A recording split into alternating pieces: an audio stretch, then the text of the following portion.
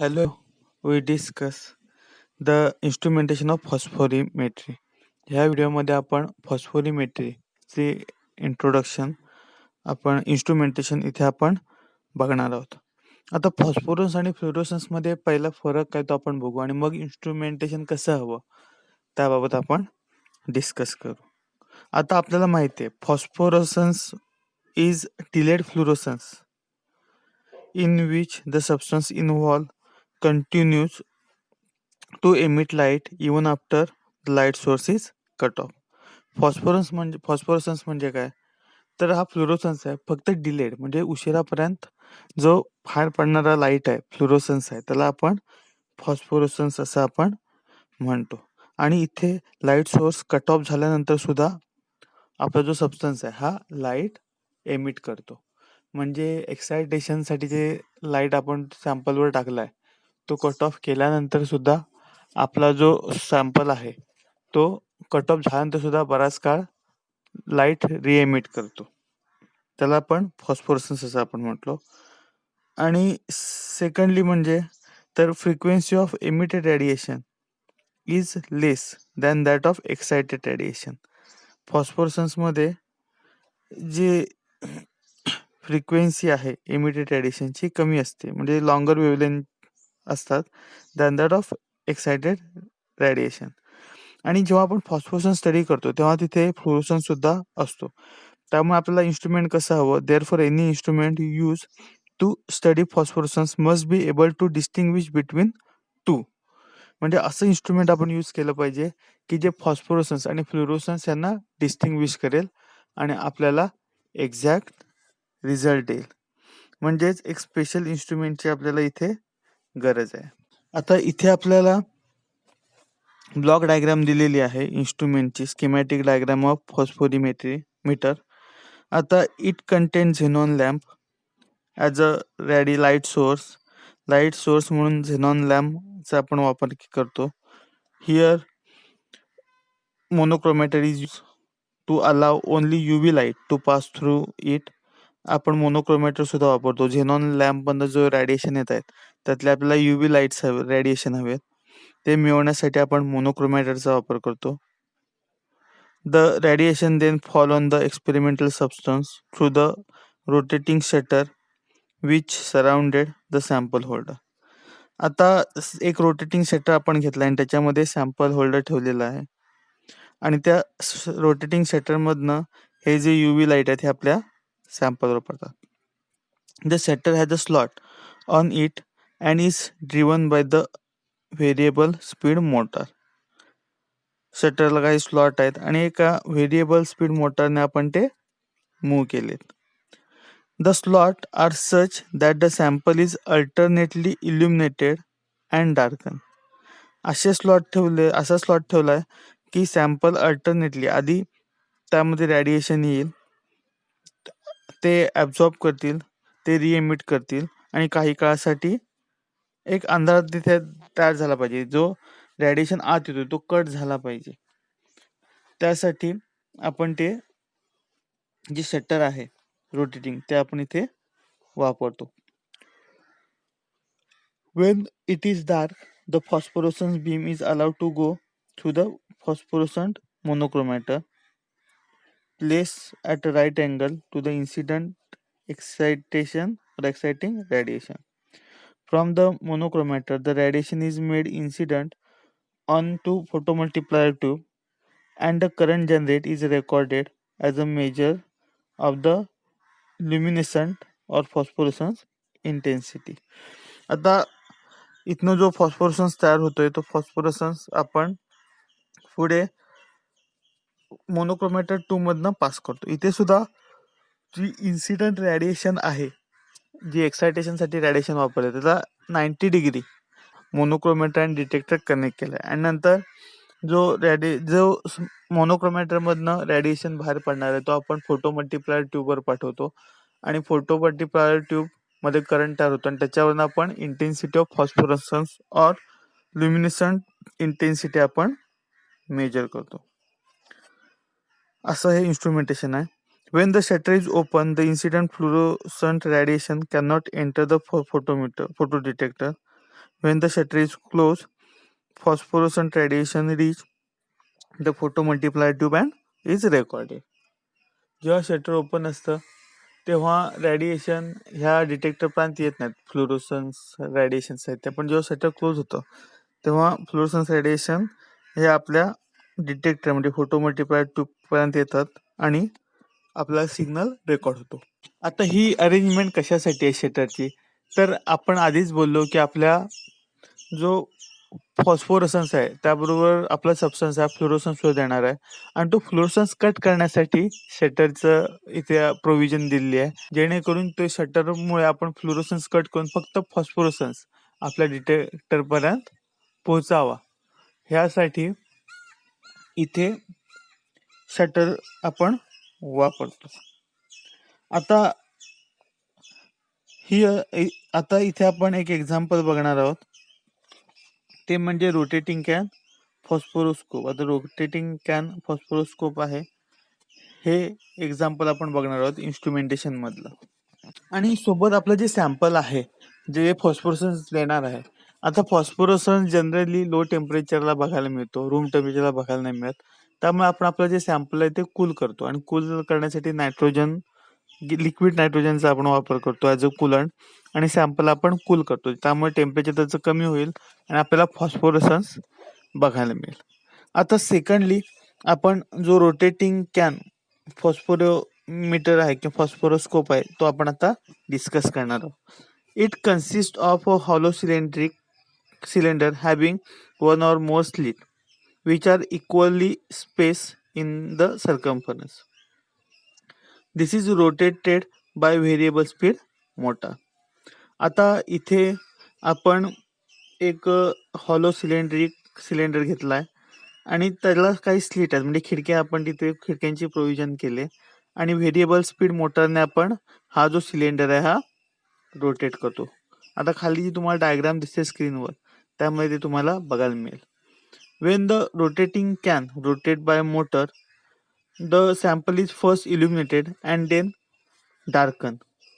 Whether there is a darken, phosphorescence radiation pass on to the emission monochromator and measure. आता हा जो can आहे ह्या कॅनमुळे काय होतं तर पहिल्यांदा आपलं जे सॅम्पल आहे इल्युमिनेट होतं, ते लाईट बाहेर टाकतं आणि नंतर ते डार्क होतं, म्हणजे डार्कनेस तिथे आपल्याला बघायला मिळतं. आणि जेव्हा डार्कनेस असतो तेव्हा फॉस्फोरसन्स रेडिएशन आहेत हे आपण मोनोक्रोमॅटरकडे पास करतो आणि त्यात आपण नंतर मेजर करतो. आता ह्या डायग्राम मध्ये तुम्हाला रोटेटिंग कॅन फॉस्फोरोस्कोप बघायला मिळेल. तर हा जो फॉस्फोरोस्कोप आहे, rotating can phosphoroscope is use in the Aminco spectrophosphometer. For phosphorimetric study, the common solvent used is EPA. इथे EPA हे कॉमन सॉल्व्हंट वापरलं जातं. आता EPA म्हणजे काय? Is a mixture of ethyl इथर, आयसोपेंटेन आणि and ethanol. The volume ratio 5:5:2.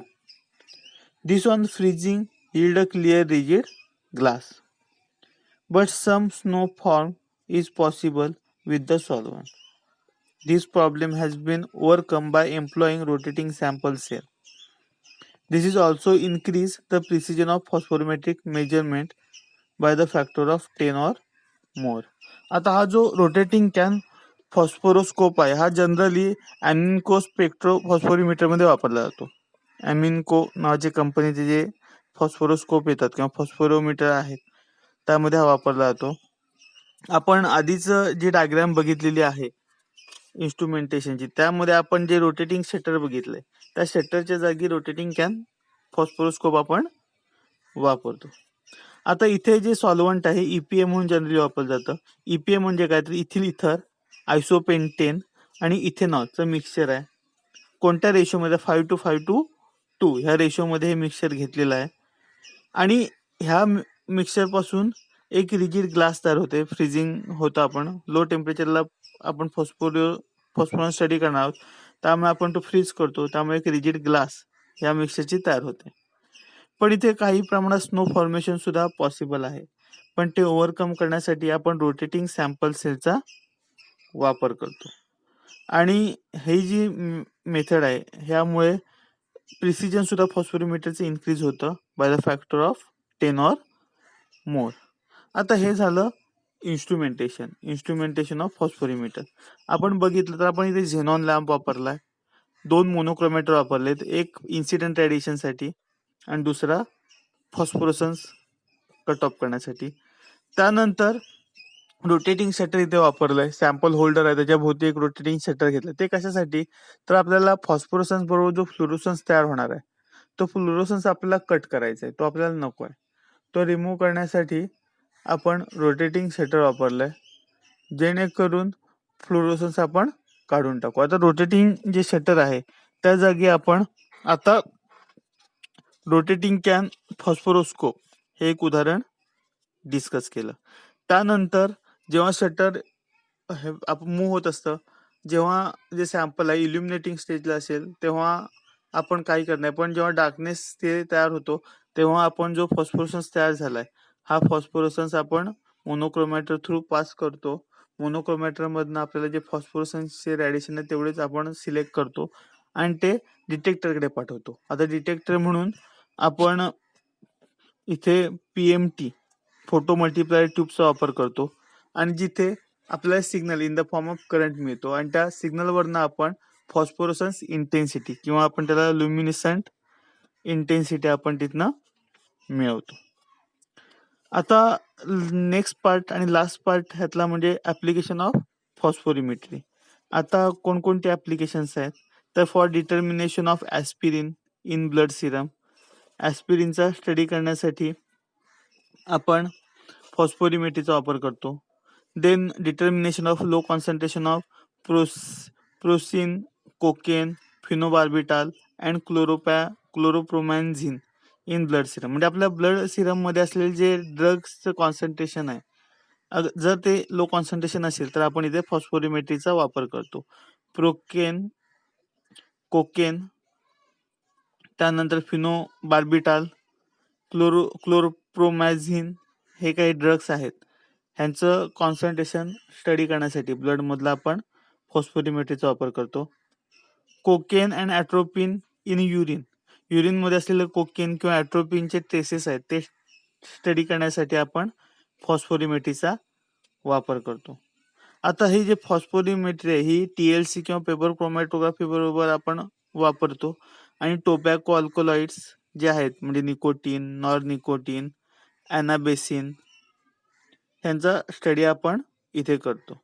आणि फॉस्फोरिमेट्री आपण इन्व्हायरमेंटल स्टडीसाठी सुद्धा वापरतो, म्हणजे जास्तीत जास्त ड्रग्सच्या स्टडीसाठी ह्याचा वापर होतो. त्यामुळे फॉरेन्सिक सायन्स मध्ये सुद्धा आपण फॉस्फोरिमेट्रीचा वापर करू शकतो. आता फ्लोरिमेट्री आणि फॉस्फोरिमेट्री मध्ये जर कंपॅरिझन करायला गेलो तर कंपॅरिझन कसं असेल बघा. As phosphorimetry is more complicated experimentally than fluorimetry. Phosphorimetry थोडी कॉम्प्लिकेटेड आहे फ्लोरिमेट्रीपेक्षा, कारण फ्लोरिमेट्रीमध्ये फक्त आपण फ्लोरोसन्स स्टडी करतो आणि फॉस्फोरिमेट्रीमध्ये आपण phosphorescence in presence of fluorescence study करतो. त्यामुळे फॉस्फोरसन्स स्टडी करताना फ्लोरोसन्सचा कॉन्टॅमिनेशन होण्याचे चान्सेस असतात. त्यामुळे आपण एक कॉम्प्लिकेटेड इन्स्ट्रुमेंट ते फ्लोरोसन्स आपण रिमूव्ह करण्यासाठी कॉम्प्लिकेटेड इन्स्ट्रुमेंट आपण इथे वापरतो. त्यामुळे phosphorimetry is more complicated experimentally than fluorimetry. अजून आपल्याला लो टेम्परेचरला फॉस्फोरिमेट्रीचा स्टडी करावा लागतो, तो सुद्धा एक फॉस्फोरिमेट्रीचा ड्रॉबॅक आहे. Then whenever we analyse complex sample having many interfering substances, we prefer phosphorimetry because it is more selective than फ्लोरिमेट्री. आता पहिल्या पॉइंट मध्ये जे आपण फॉस्फोरिमेट्रीचे काही प्रॉब्लेम्स किंवा ड्रॉबॅक्स बघितले ते असताना सुद्धा आपण काही इंटरफेअरिंग सबस्टन्सचा स्टडी करताना एक सॅम्पल आहे, कॉम्प्लेक्स सॅम्पल ज्यामध्ये बरेच सबस्टन्स आहेत जे इंटरफेअर करतायत, त्यांचा स्टडी करत असताना आपण फ्लोरिमेट्रीपेक्षा फॉस्फोरिमेट्रीला आपण फॉस्फोरिमेट्रीचा वापर करतो, फ्लोरिमेट्री वापरत नाही, कारण फॉस्फोरिमेट्री ही सिलेक्टिव्ह मेथड आहे. त्यानंतर one more advantage of phosphorimetry is that it is more sensitive than fluorimetry. Phosphorimetry more sensitive आहे आधीच्या ह्याच्यामध्ये आपण सिलेक्टिव्हिटी बघितलं, phosphorimetry is more selective and phosphorimetry is more sensitive also than fluorimetry. And last, fluorescence is usually observed in rigid solvent structure where collision deactivation is minimized. Thus, phosphorescence of solution is generally observed at liquid nitrogen temperature. आता फॉस्फोरसन्स हा rigid solvent मध्ये आपल्याला बघायला मिळतो, जिथे collision डिॲक्टिव्हेशन is minimise केलेलं असतं. म्हणजेच लो टेम्परेचरला जनरली आपण फॉस्फोरसन्स बघतो आणि इथे लिक्विड नायट्रोजन आपल्याला वापरावा लागतो टेम्परेचर कमी करण्यासाठी. पण फ्लुरोसन्स मध्ये आपल्याला ते करावं लागत नाही. आता हे कंपॅरिझन झालं फॉस्फोरसन्स आणि फ्लोरोसन्स और फॉस्फोरसन्स स्पेक्ट्रोस्कोपी आणि फ्लुरोसन्स स्पेक्ट्रोस्कोपी मधलं. म्हणजे काही फॉस्फोरिमेट्री मध्ये काही ड्रॉबॅक्स आहेत, म्हणजे कॉम्प्लिकेटेड आहे फॉस्फोरिमेट्री, पण फॉस्फोरिमेट्री ही सिलेक्टिव्ह आहे फ्लोरिमेट्री पेक्षा आणि सेन्सिटिव्ह सुद्धा आहे. आता नेक्स्ट आपण फ्लोरिमेट्री आणि ऍब्झॉर्प्शन मेथड्स आहेत, ऍब्झॉर्प्शन स्पेक्ट्रोस्कोपी, ह्याचं सुद्धा कंपॅरिझन आपण करू शकतो. The sensitivity of luminance method is generally 10 to 10⁻³ times greater than sensitivity of absorption spectroscopies. आता हे फ्लोरिमेट्री किंवा फॉस्फोरिमेट्री आहेत, ह्या हायली सेन्सिटिव्ह आहेत. ऍब्झॉर्प्शन स्पेक्ट्रोस्कोपी पेक्षा हायली सेन्सिटिव्ह आहेत. 10 to 10⁻³ 10 ते 1000 टाइम ग्रेटर सेन्सिटिव्हिटी आहे ऍब्झॉर्प्शन मेथड पेक्षा. Generally luminescent method have greater specificity selectivity than absorptiometric methods. आता हे जे फ्लोरोसन्स किंवा फॉस्फोरसन्स मेथड आहेत, ह्यांची सिलेक्टिव्हिटी सुद्धा जास्त आहे किंवा स्पेसिफिसिटी सुद्धा ऍब्झॉर्प्शन मेथड्स पेक्षा जास्त बघायला मिळते. त्यानंतर absorption methods are widely use for much large number of compounds than fluorimetry as limitation of compound show fluorescence. एवढं असून सुद्धा ऍब्झॉर्प्शन मेथड आपण जास्त प्रमाणात वापरतो ह्या ल्युमिनेसन्स मेथड पेक्षा, कारण फ्लोरिमेट्री फॉस्फोरिमेट्री मध्ये काही लिमिटेशन्स आहेत. जे कंपाऊंड फ्लोरोसन्स किंवा फॉस्फोरसन्स दाखवतं तेवढ्याच कंपाऊंडचा स्टडी आपण फ्लोरिमेट्री किंवा फॉस्फोरिमेट्रीवरनं करतो, पण ऍब्झॉर्प्शन मेथड आपण जवळपास सगळ्याच कंपाऊंडसाठी वापरतो. आता हे झालं कंपॅरिझन बिटवीन फ्लोरिमेट्री आणि ऍब्झॉर्प्शन मेथड्स. आपण काय बघितलं तर ऍप्लिकेशन्स बघितले.